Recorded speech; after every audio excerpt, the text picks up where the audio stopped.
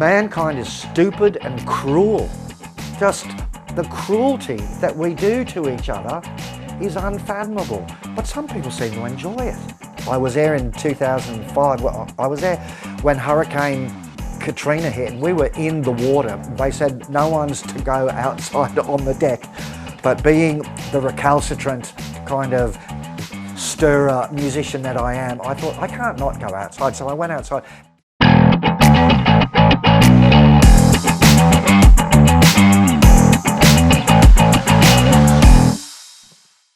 People watching this will know you as the front man from Spy vs. Spy. Yeah. So what was the best thing about being in the Spies? Spies, we were in the music industry in a golden age. We formed in 1981, and the 80s were just a golden age. There were so many great bands, you know. There was the Angels, the Oils, Divinals, Chisel, and many more. Those are just, but there were hundreds of great bands, and there were pubs and that had live music, sometimes 4 or 5 nights, sometimes 7 nights a week, and everyone could tour. You could go on tour. Our first tour was with this band called the All Nighters, who were a ska band, and we've always loved ska and reggae, and they said to us, let's go to Queensland. And so we all hopped on a bus. They were like a 10-piece band with Spies, and we drove up the Pacific Highway to Queensland, and we were all drunk and stoned by the time we hit Hornsby, let alone by the time we got to Coffs Harbour. People were saying, pull over, I have to have a piss. And the bus driver got so furious, he was like, I'm not stopping. And so everyone's peeing in the Orchie bottles and stuff like that, but that's the way it was back then. So yeah, Spies, and we had a great tour with the All Nighters. They were great fun, but they were a golden age back then. There were so many pubs that you could play in. Mike and I met at high school, and then we moved down to Sydney, and we played in bands for a while, and then Cliff was recommended to us, and so we actually formed the band. But then we were living in the squat and rehearsing downstairs, and we got a phone call from the round phone, the phone you used to pick up and dial, and it was Diana Levi from Fast Cars, and she said, look, we can't play tonight at the Sussex.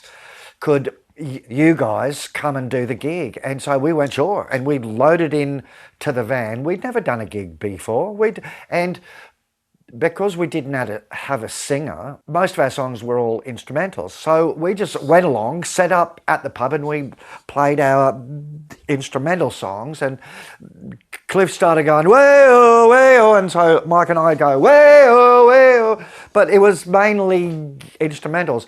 But that was our first show in Sydney at the Sussex Hotel, and there were people there who saw the gig, who were involved in the music business, and the next weekend the phone rang again, and someone said, would you like to come and play at the Wiley Park Hotel? And we go, where's the Wiley Park Hotel? We had to get out the street directory, as you used to have, and go, oh shit, that's in the middle of nowhere. But we drove out, and we set up there at Wiley Park, and we did 3 45-minute sets, and I think we got paid $60.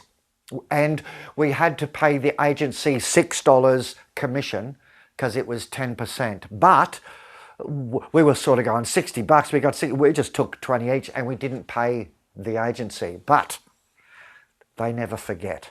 And so it was probably 4 or 5 years later, we did a gig that was run by that agency, and before they paid us for that gig we'd done, they took out the $6 and wrote, previously owed from the Wiley Park Hotel. So the industry was pretty small back then, but that's how we got going. We did one gig, and then the phone rang, and before we knew it, we were just playing every weekend, and we couldn't get anyone to sing. So we finally thought, Mike started to sing, and he had a unique voice, Mike, and the songs he did sing were wonderful, but the other ones I just sang, and so we started writing words, because we didn't have a singer, but we thought, well, we've got to start start to sing. And so we just started writing words, and right from the get-go we all wrote words in our little notepads. But then when it would come time to finish the song, I would get everyone's notepad, and because I had to sing, and I would just take the best lines from the song and then sing it, and then we'd record it, and it was like, okay, there's the song. So we did write together. Sometimes one of us had come in with a song nearly completed and play that, and then the other guys would just play their part. But there was a lot of just jamming that we would record and then take home. We used to record on a little ghetto blaster and then take it home, have a few cones and listen to today's jam and say, oh, that bit's good, and oh, that bit's good, and we'd then play those bits and write a song around it. So we were a very organic kind of a unit. We wrote songs together. We lived together. We decided early on too that we would share royalties, songwriting royalties equally. This is a major issue with a lot of bands. You'll have one person who's a naturally gifted songwriter, and they write all the songs and they go in and record them, and then the album comes out and does well, and because that guy's getting all of the songwriting royalties, he goes to the next rehearsal driving a Porsche, and the rest of the guys go, where did you get that? And he went, well, songwriting royalties. And nothing breaks up bands more than that. Most of the time that you hear about bands splitting up, it's always to do with money. It's always to do with royalties. And that's why straight from the get-go, we said, we're just going to share things equally. Whether one wrote more of the song than the other one, it didn't matter. So cold, one or the other, one of a kind.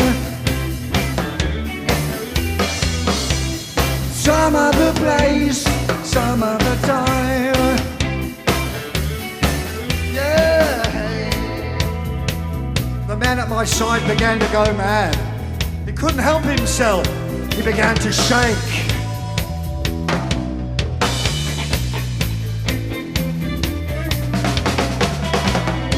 The problem is, I have been thought of, and thought of by others, as a schizophrenic.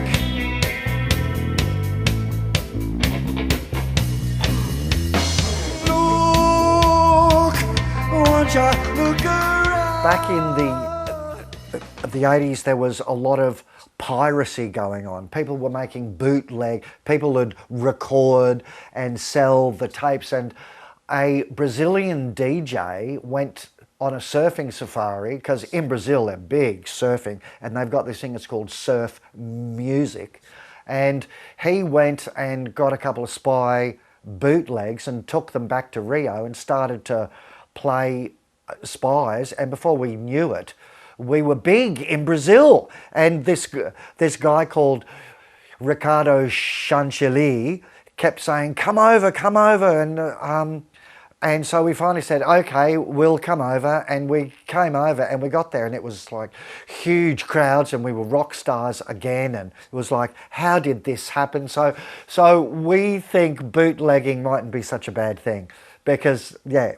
And you learned some Portuguese for that as well? Had to. Yeah. Well, because I think it's a bit rude to go to another country and just get up and start speaking English to them. So I would always, no matter what country we went to, and we did a tour of Germany with David Bowie too back in the day. So I learnt a bit of German, just how to say, you know, Guten Tag and Wie geht's, you know, how you're going. And the same thing in Brazil, you want to learn how to say Hello galera, tudo bem, which just means hello everyone, are you good? And so you learn to speak a bit of the language, which I think is just being respectful. But yeah, I did 10 tours of Brazil, and just, it's a wonderful country.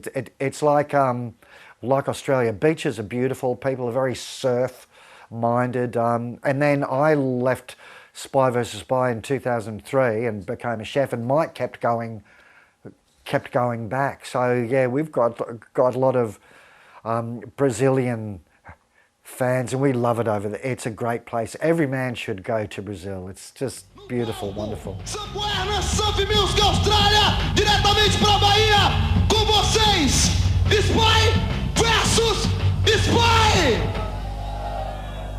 Muito obrigado!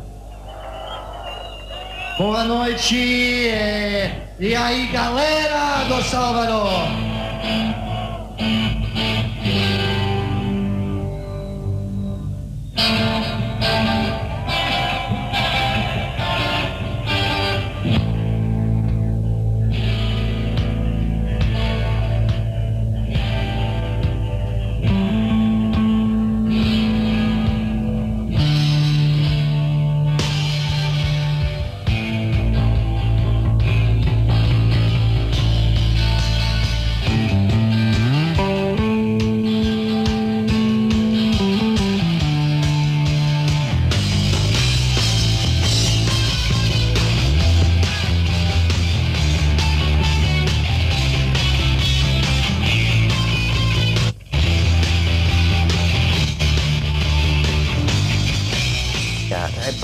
But just recently, I became a chef, all right, because in around 2000, I just knew that it was time to, music was changing. There were, you know, Spy versus Spy weren't so relevant anymore. So I thought, well, what else can I do to make a living that I love? And I've always loved to cook. So I started a chef apprenticeship at age 39.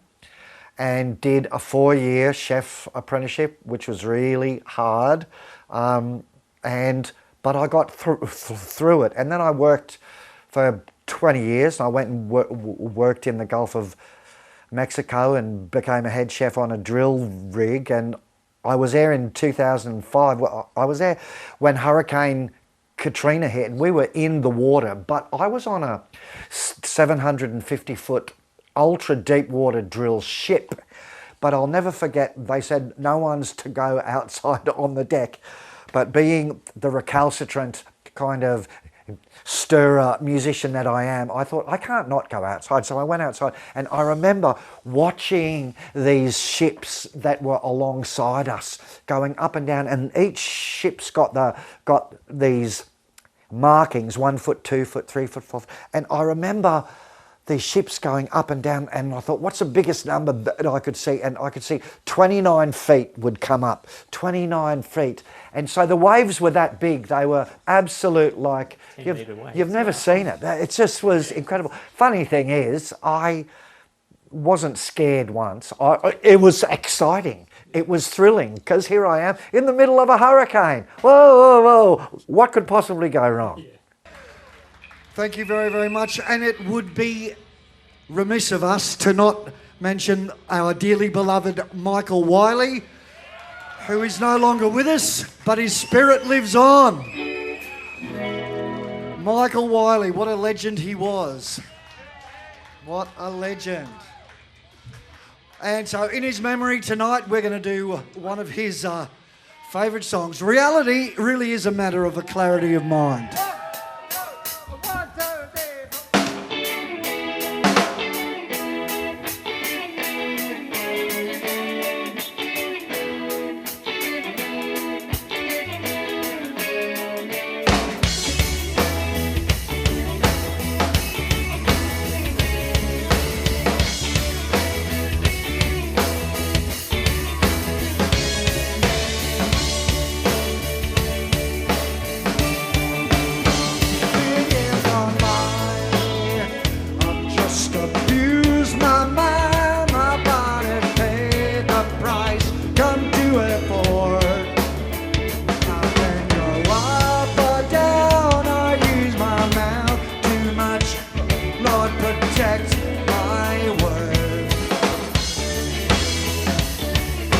Reality's a matter of a clarity of mind.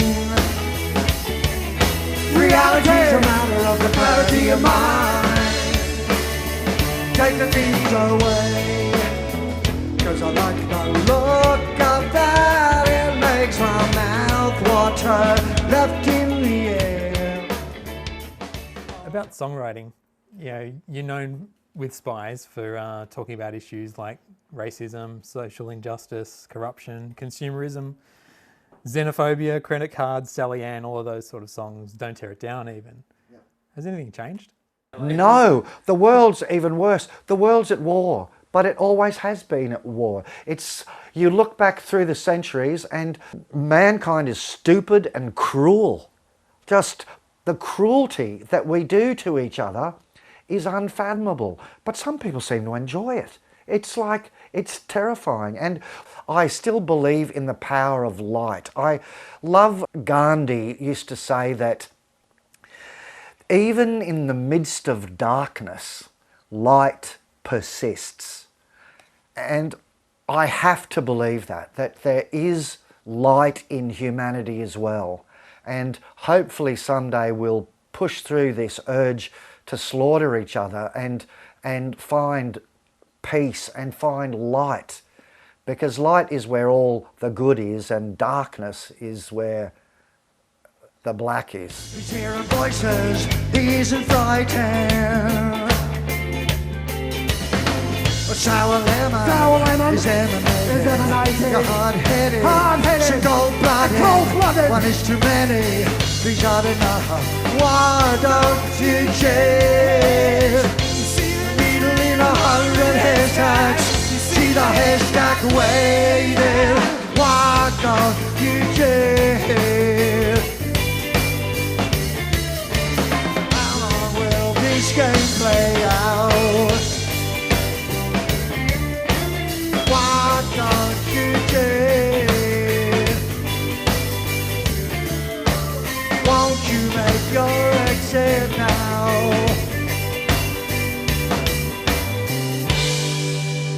Why don't you turn?